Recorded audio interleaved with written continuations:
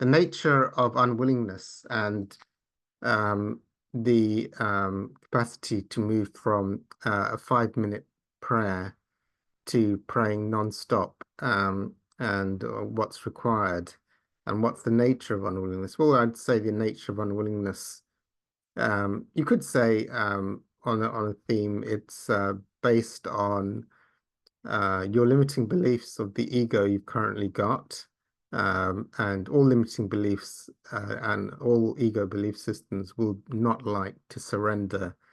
The ego doesn't like to surrender its dominion and its limited perception to being deleted. So it would resist that, something like continuous prayer.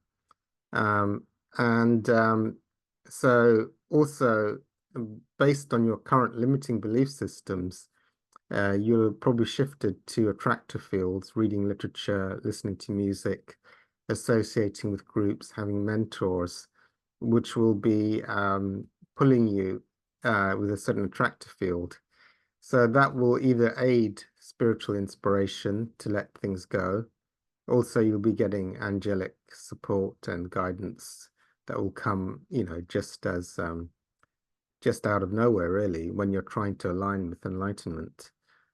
So all of those things. So those will be the things that will be pulling you into unwillingness and the entrainment you've currently got with your current limiting beliefs and the attractor fields you're currently subscribed to.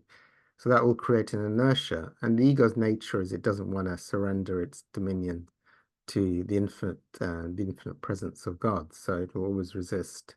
So something which would show extreme willingness to the ego, it would be painful. We were reading Hawkins' reading recently. I mean, the momentum in the beginning to undo the ego's habits and payoffs requires immense energy. So the ego doesn't particularly like that in the beginning, until it gets effortless and you're subscribed to a higher attractive field. Maybe subscribed. I mean, eventually, the highest level, which is death of the ego into the infinite nature of God, is not a subscription. It's the ultimate underlying truth. So there's no subscription to either a heavenly or an unheavenly field. It is the truth, free of all subscriptions, good or bad. So the person who asked the question was asking, you can do it, you can see the benefit in doing it every 5 minutes, but can't see the benefit, probably see more the pain in doing it continuously. I would agree. I think the thing is, I'll be shooting some videos around inspiration. But the prayers, I mean, the simple way to create more willingness, if you're doing it every 5 minutes, is to have a prayer every 5 minutes for willingness, to do it continuously, you see. So if you're doing it every 5 minutes, I would just stick in a prayer for the either I pray for willingness to continuously pray and non-stop for enlightenment, if it be your will, or I surrender to God my resistance, to continuous prayer. I pray to God for forgiveness, transcendence, and miracles. So that could be done every 5 minutes. The willingness would automatically come through those 5-minute prayers. So surrendering the resistance or praying for the willingness. So you could do it that way. And yeah, I think on this one, I was going to I'll shoot another video on Could you speak to what are the consequences of doing continuous prayer? What would happen? I think you Oh, mentioned yes, something yes, like yes. bliss. Okay, yeah. So the consequences of doing, you see, in the way I'm teaching it, which will be to do it as a way to both well, the benefits are that it would if you realize that doing prayer every 10 minutes and then every 5 minutes increases your thing, it would be a very, very fast mechanism to destroy the ego. It would cause a lot of pain initially. I mean, I was getting headaches when I was doing, I think, 8, 9, 10 hours a day.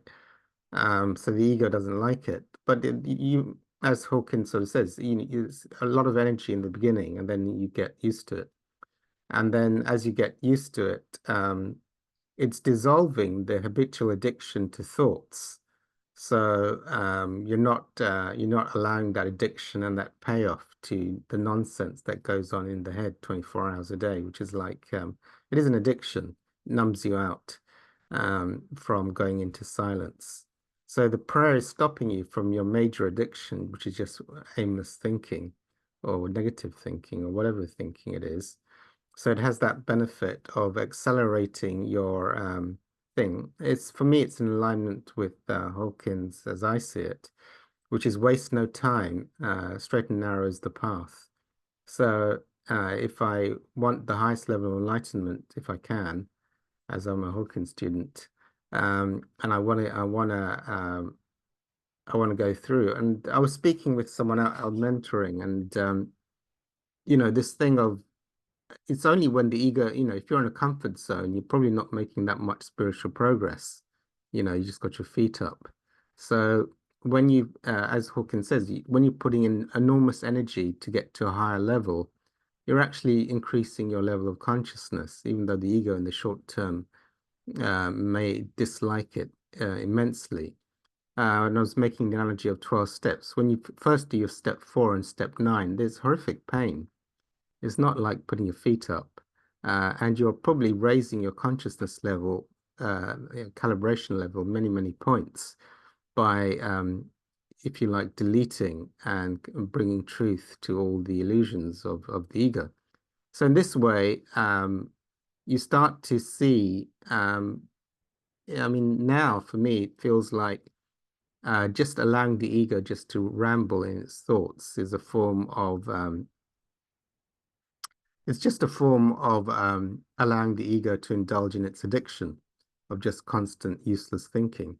So it feels like one is after doing many many hours of fast prayer, it feels like one was actually doing spiritual work. Also for me, it brings, and I was going to share on this, the awareness that by raising my consciousness as much as possible, I'm doing my bit to because as Dr. Hugh Len, when I'm erasing my ego through the type of prayers I'm doing, whether it be for willingness, for cancelling of beliefs, through dissolving the very core ideas of the ego. And I know with fast prayer, in fact, I used to use it in my hypnosis with fast prayer, which is a form of deleting belief systems very rapidly, which is similar to what would be used in a hypnosis session. That let's say you've got a belief. I've got a belief that I don't want to let go of my thinking as me. If I was to just I cancel my belief in that non-stop for 10 hours every day. I mean, that belief system's not going to last very long. The ego has nowhere to hide. So you become aware of your belief systems and you go through the agony and the pain of just deleting it and deleting it until the ego refuses to hold on to it. It would let go. It would be too painful. The ego goes, I just will not hold that belief any longer. I know that as a hypnotherapist. So it's a form of so it would have the benefit. And if your intention while doing the fast prayer is enlightenment, that you'll keep canceling and surrendering every limitation, subscription to the body, to the ego thoughts, to the payoffs of being in constant aimless thinkingness throughout the day, blocking the connection to the infinite stillness.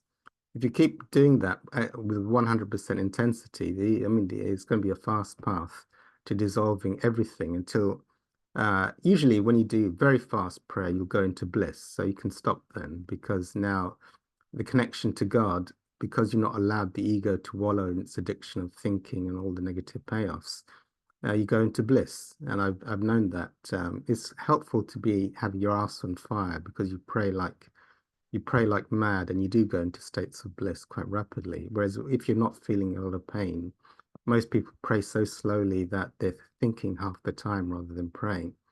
So the thing with fast prayer, which I'm going to be teaching to the participants who do it, is you do the fast prayer, which is very painful in the beginning, and then you add on simultaneously feel the feelings and the observer. at the same time later on. First, you get to go through the agony of praying hours and hours each day. That will give you enough growth to begin with. That will be stopping the core addiction of just wallowing in thinkingness. And then, as Hawkins explains in his reading, so you take the enormous energy to begin with, then it becomes automatic. So, you know, the prayer is just happening. You're just deleting different belief systems and different resistances from the ego. And then that becomes automatic and easy. And then you add feel the feelings, allow any feelings to be released without resistance. And then eventually the observer is recognized. So all of this automatically is an undoing of the ego at a rapid acceleration, while all of the mechanisms go into automatic mode. So it's like, and you'll feel enormous, like you're, when you delete a belief system from yourself, you're deleting it from all of humanity. So by doing this intense work on yourself, by sacrificing wallowing in your ego, you're benefiting not just yourself, a rapid escalation towards enlightenment if you use it for canceling all beliefs that limit you to enlightenment. All your thoughts are meaningless, so there should be no thought left after you cancelled everything. Also, you're not a body, you're free. So after you cancel your body, your experience of the body should be deleted. I mean, there is nothing else except the bliss and the love of God once you've gone through. So if you want rapid, I'm trying to give the benefits of doing fast prayer over doing, shall we say, 5-minute interval prayers. So yeah, I'm not going to lie. I mean, it's like doing a step 4 or step 9. I mean, the ego can't stand it, but you're making a lot of growth. I mean, usually if you're just putting your feet up and it feels like your work's been easy for years, so you're probably not growing that much because your ego is not in horrific pain. When your ego is in horrific pain, I can tell when I'm doing the fast prayer because the ego's, you know, initially it stopped doing the headaches now. It's getting automatic. But initially the ego was like, no, I just want to think about whatever I want to think about. I want to keep praying and deleting these limiting ideas and beliefs and surrendering them non-stop. So it does kick up a huge fuss and go into withdrawal. So those are all the benefits. Think of the level of consciousness, think of how you're helping humanity by letting go of your addiction.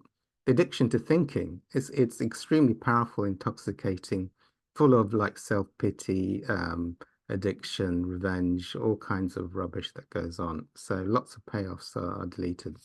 Anyway, I'll stop the video now.